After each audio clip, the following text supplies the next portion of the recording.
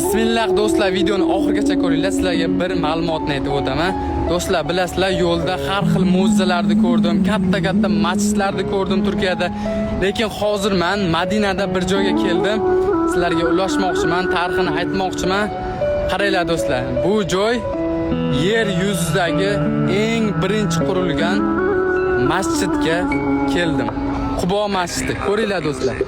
Yer yuzida eng birinchi qurilgan masjid ekan. Hozir kirib O'zbekiston xalqiga, musulmonlar haqqiga namoz o'qib, inshaalloh sizlar haqqlaringga ham duo qilib chiqaman.